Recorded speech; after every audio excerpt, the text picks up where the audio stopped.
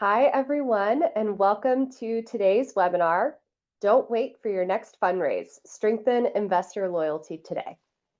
We are so excited to speak with you all, and I am thrilled to announce our incredible panelists. I'm going to read their backgrounds because you don't want to miss a thing, I promise.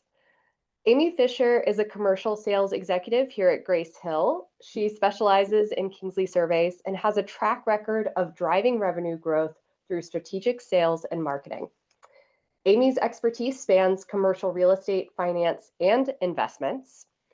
She has a keen understanding of tenant retention strategies and is well-versed in ESGR and GRESB standards. We were literally just talking about that, with a clear commitment to sustainability in the built environment.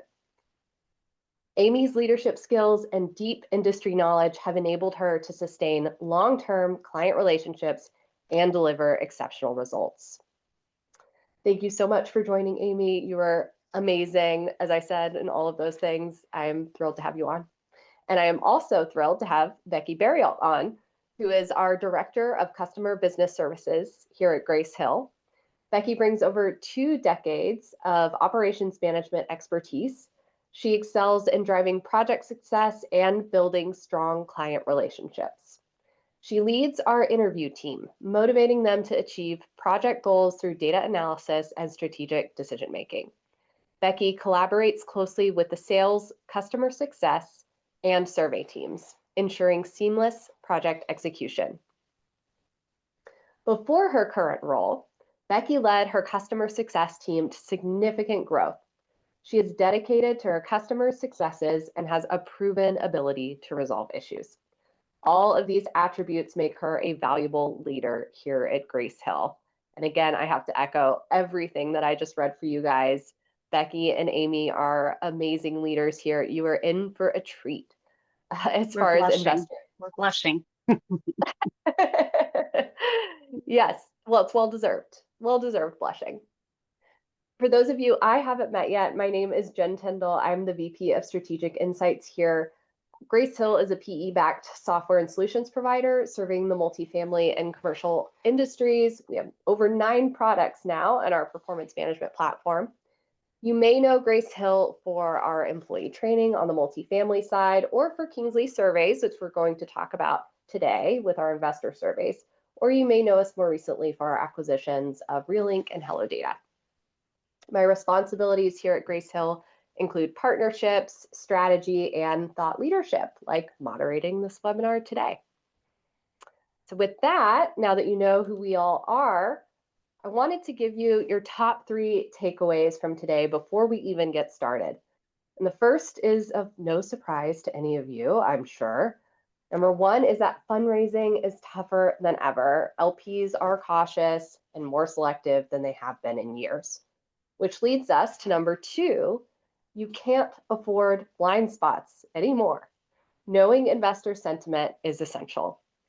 And number 3, insights are your competitive edge. We're going to talk today about how you can turn investor feedback into loyalty and re-upping those commitments. So if you want to learn more about anything that we talk about today, just type "no blind spots" in the chat. All right, let's talk about everything we're going to cover. I'm so excited. All right, this is our agenda. First, it will be market context, fundraising trends and challenges, led by Amy. Why investor sentiment matters now, especially now. Then we will introduce investor surveys. We'll talk about recent insights from investors. Then we'll end with key takeaways and next steps. But at the very end, we will save time for Q&A. So if you have any questions, please drop them in the chat, or you can use Zoom's Q&A function. I'll monitor them so we can make sure to ask Amy and Becky all of your burning questions. And with that, I am going to pass the baton to Amy to tell us more about what's going on in the investor market. So Amy, the floor is yours. Thanks. Thank you. So like Jen said, this is going to be a really exciting webinar. I'm excited because we have so much good stuff to talk about today. And let's start with expanding upon fundraising trends and challenges.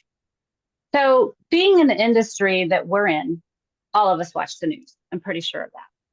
We all know interest rates are a little bit higher than normal, though the Fed did just give us a bit of relief. I think it was last week. We know politics are very unpredictable at the moment. And we know this leads to investors using the wait and see approach. They're a little bit more cautious than they have been in past years. Investors are waiting so long, in fact, that fundraising cycles have doubled. They've doubled from 12 months in 2020 to 24 months today. You know, being in sales, there's nothing I dislike more than when I'm trying to close a sale and someone says, you know, check with me next quarter, or let's push this to 2026. So I completely understand all of your frustration. And did you know, which you probably did, 2024 was the lowest fundraising year since 2012. So, you know, a lot of negative news. We're all sighing. But then here comes 2025. We're hopeful things are going to look up. And you know what? On paper, they absolutely did. The first half of 2025 ended with a 16% gain year over year. However, that was mostly due to two Blackstone deals. So we all know it's nice to be Blackstone, but you know, what's the good news for us in that? Many private real estate funds are just struggling to return cash to investors, which leads to hesitations in providing capital. And if you're a movie buff like me, I think we could say fundraising is like the new Hunger Games. May the commitments be ever in your favor. So, what does this mean for your relationship with your investors? High uncertainty, liquidity concerns, elevated redemptions are all causing them to second guess who they should trust with their capital. The first half of 2025, there was a market shift, and I don't think any of us really predicted this shift. Investors favored riskier, growth-oriented funds versus less risky core investments. And actually, just this morning, I read that infrastructure fundraising has already started making gains this fall. So again, leaving CRA core behind. The combination of liquidity concerns and elevated redemptions has also stalled growth. Seems like investors are being like a finicky cat. They don't want their usual food. Give me lasagna, they say. So that leads us to our next discussion. Which of these data points are concerning your investors? Do you know? What did they wish that your company would do differently to alleviate some of their worries? They won't tell you unless they're asked, and that's why surveys matter now. Studies consistently show that people are more truthful in conversation when discussing sentiment. So here's a great example. Your kid plays football. You're not happy with the coach, as many parents aren't. You probably keep it to yourself because you don't want to make waves. But if you find yourself talking to another parent on the team, some of those frustrations will probably come out in conversation. It's human nature. It's the same whether you're a parent, an employee, a team member, or an investor. We all don't relay our feelings very well unless someone, directly asks us. So knowing that, will your investors commit to your next fund launch? What objections prevent them from investing? Do they even trust you? So that's where Becky's going to take over next to elaborate on how Grace Hill's Kingsley surveys can help you get them to talk.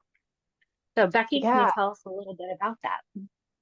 Absolutely. Thank you, Amy. Great tee up for me. So let's dive into investor surveys. What we do is give firms deeper visibility into investor sentiment, helping you translate insight into action. That's why we don't rely on web-based surveys only, although they're great. We can actually conduct interviews with investors because these are interviews and conversations. Investors share much more. To put it in perspective, interview surveys generate a median of 748 words per survey response, or 14 times more compared to web-based surveys. That means you're not only hearing what your investors think, but also why they think it. We also benchmark your results through the Kingsley Index. That way, you're not only hearing what your investors think, you're also seeing how you compare against competitors. Yeah, and I think to what Amy was saying earlier, people just want to avoid conflict, right? And if you have an impartial third party, if you have something, a difficult conversation, you're more likely to have it with that third party than you are one-on-one. 100%. And here's what makes that approach different. We combine quantitative and qualitative data through unbiased interviews conducted by specialists. So as Jen said, that third party, unbiased person. You can find out which investors are happy versus which ones would currently lean against investing in your next round. And because we customize surveys with open-ended questions, you get richer insights into what's really working and where there are opportunities to improve. In short, it's about giving you clarity, not just data. And this isn't a one-size-fits-all tool. It's built for people who need these insights the most, from heads of asset management to investor relations leads to owners and operators. Anyone who interacts with investors can benefit from a clearer line of sight into how they're really feeling. I think most real estate firms too, they are interacting across the spectrum with investors. I know Becky, in your role, you would echo this from when you worked on the REIT side. 100%. Yes. Yeah. All of these people are involved. So finally, let's take a look at what investors themselves are saying through these interviews. The feedback ranges from strong praise, like calling teams far ahead of any other manager. Don't you wish you were whoever that company is? To constructive notes about areas like turnover or risk return profiles. What's powerful is that these interviews give you context behind the feedback. You're not just hearing what investors think, but why they feel that way. That depth helps you build trust, act on feedback, and strengthen relationships in today's competitive environment. And that brings us to the bigger picture. How do these insights translate directly into stronger fundraising outcomes? That's the goal. So I'm going to turn it back to Amy, and she's going to unpack that. Yep. Thanks, Becky. I have a couple of thoughts on that. So my first thought is a lot of customers come to me and say, well, I just send an NPS survey. So I would assume most of you know that's Net Promoter Score. So that's kind of a general score across any industry, 0 to 10. Would you recommend my business? And with a Net Promoter Score, sure, that gives you an idea of, general sentiment, they kind of like you, but it doesn't really give you the depth of why they like you, why they don't like you. You have absolutely no direction to go with just a Net Promoter Score, just getting that from your investors. So that's one thing I wanted to mention. The other thing, as I was listening to Becky talk about, interviewing people, is I kind of reflect on myself when I get a survey. So obviously I self-survey. So, I might be a little more apt to send a survey in because I kind of feel sorry for them. Yeah, I get it. I do that. But before I sent surveys, I would always participate anyways, because I know it's valuable feedback for that particular organization. So I would always check the boxes like, 0 to 5, like, dislike, etc. But I didn't really take the time to write in any comments because I'm busy, so I felt like, I was doing good enough for them by just checking the boxes. So knowing me, obviously I like to talk. Y'all can tell I like to talk. So if I was interviewed personally, or when I am interviewed personally, I like give my whole life story. And I think a lot of people are probably like that because we appreciate when someone is interested in us, and we appreciate when, our opinion is valuable to them. So I think these interviews really provide a much, much easier way for you all to communicate with your investors, especially using a third party, things that they probably won't tell you in person, but they will tell us. So, okay, let's go on to the next slide and actually get on to how our process helps increase fundraising. So one of the greatest challenges when conducting any type of survey is analyzing the results. You have volumes of feedback, you have operational data, you have market signals, you have trends, but where do you start with all of this? Kingsley's team does this all for you. We always have. So we cut through the noise by highlighting the drivers that matter the most. I feel the most important person in this process is your project manager. So all of our customers have their own dedicated project manager that completely understands your goals, your needs, the outcomes that you want, and how you want that data presented to you in the end. They will ask you, how do you look at your data so that when we do provide these deliverables, it will be conducted to your preference. So not only do we provide a comprehensive results analysis deck, so it could be anywhere from 10 to 50 pages, depending on how large of survey group you interviewed. Will also lead your team through the results. So our project managers have a Zoom meeting with you. Usually you're going to want to invite your executive team. And we're going to explain exactly what every page of that results analysis deck means. We're going to point out correlations, and we're going to point out the KPIs. This example, what are your company's strengths and weaknesses? Your perception is probably very different than what your investor's perception is. We can see in this particular sample, this client's investors really favor the company culture. Great company, love the culture. But the ESG and sustainability are drastically lagging. So if we take a look at the next slide sample, another important KPI, what drives your investment performance? So rather than simply saying what the data says, the Kingsley Surveys experts will focus on what the data means, and more importantly, what to do about it. So we will leave you with action plans. This is going to allow your leadership to make confident data-backed decisions about investments without drowning in spreadsheets. And I, for one, absolutely despise spreadsheets. So I would rather someone just tell me what it is and tell me what to do. And that's what we do. So Kingsley's Investor Insights program takes the guesswork out of how your investors are thinking and feeling. And, I know my husband would actually appreciate if Kingsley Surveys could do that for him, but, we don't do that for spouses. So mine would too. Yeah. So our current clients are getting much, much more effective results using the Kingsley Surveys interview program versus the way they used to do it. Remember what Becky said? She said interviews are providing 14 times richer data. She actually left off 0.5%. They have 748.5 median words compared to web-based surveys. And your team will leave the results analysis presentation with the clarity, the confidence, and the immediate direction they need. This is going to improve retentions. It's going to improve revenue. It's going to improve your reputation, all which leads to greater fundraising opportunities. So let's just reiterate, let's read this as is. Stop guessing what your investors want. Like I said, that's like my husband guessing what mood I'm in. Start the conversation that sets your firm apart with them. So one last wrap up on this before I turn it back to Becky. If you haven't heard of Kingsley Surveys before, we've been helping commercial real estate organizations increase renewals, reduce turnover costs, and improve NOI for 40 years now.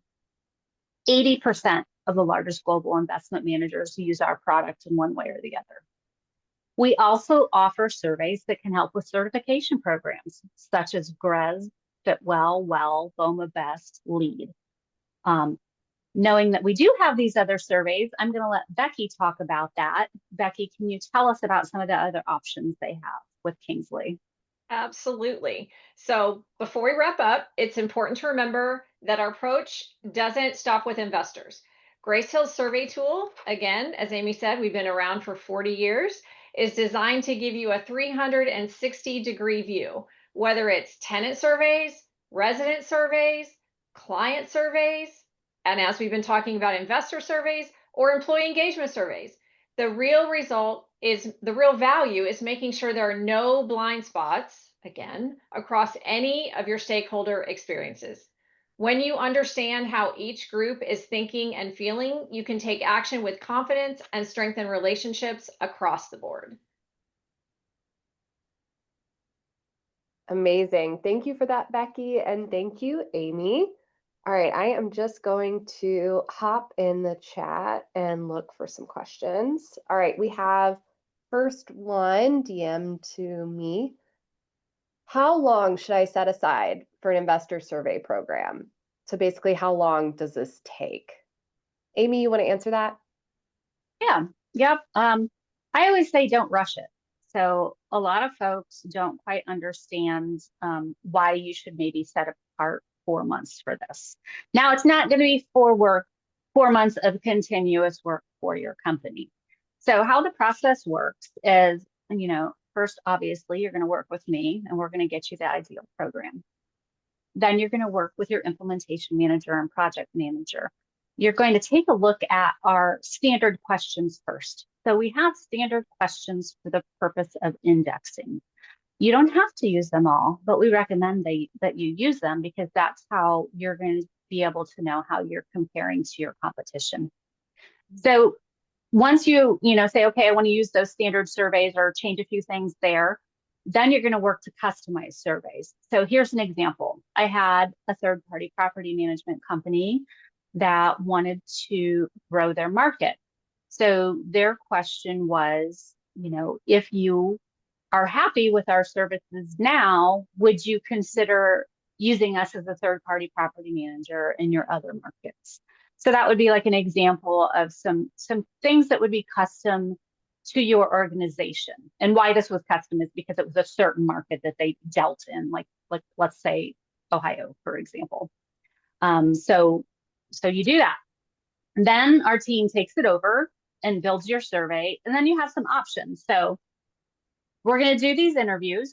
You're going to give us this pool of folks to call and to try to set interviews via Zoom. If they're not responding, we're going to come to you weekly, say, hey, okay, here's what's going on. We haven't got a hold of them, blah, blah, blah. If we need your help, because they're really not responding when it gets into the interview program, which is open about 5 weeks, then we're going to ask you to make a call. We're going to say, can you help? Can you get a hold of this person? And if at the end of 5 weeks, they absolutely just won't respond, we have the option to send them a web interview.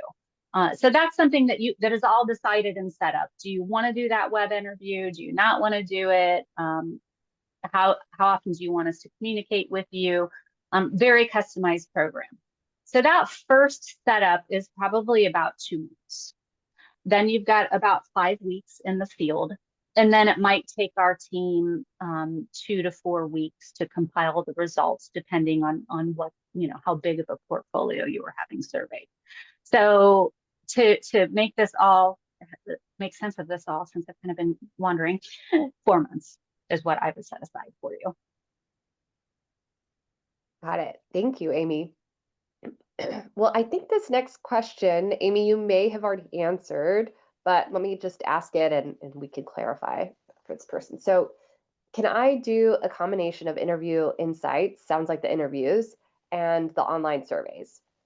Becky, why don't you elaborate on this one? I think Amy already covered it, but since you... Yeah. Yes.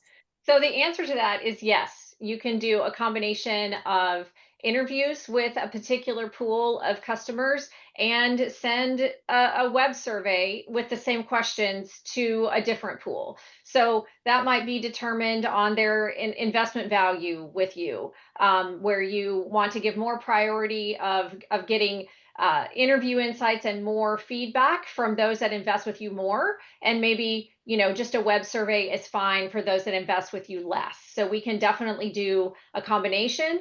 That is not a problem. Perfect. Thank you for that, Becky. All right, we just have one more question. So unless you guys have anything else, feel free to drop it in the chat. I'm monitoring it. But last question is, who is the one actually asking the questions? So who's doing these interviews? Amy, why don't you take that one? Okay. So we don't just have everyday Joe off the street doing this. It's not who's that ran for president one time, Common Joe or something like that. But anyway, these people all have specific real estate backgrounds, so they can speak the language. They understand, the current state of real estate investments, and we give them guidance. So honestly, Becky is probably better to kind of add to that. Becky, can you give like a little bit more on your guidance and how you train them? Yes.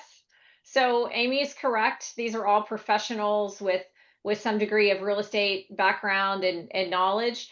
And we do set them up with proper training for your project. They understand your company, they understand your goals, they understand, you know, what they need to accomplish in these interviews. And so we set them up for success right from the beginning. So it's not just here, talk to this person. They definitely know how to approach it and come into it with a lot of knowledge.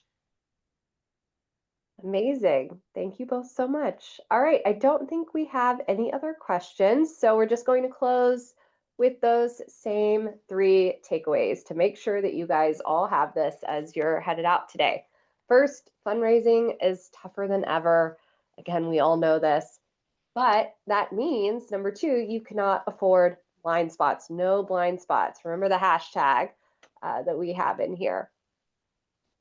And then number 3, insights are your competitive advantage.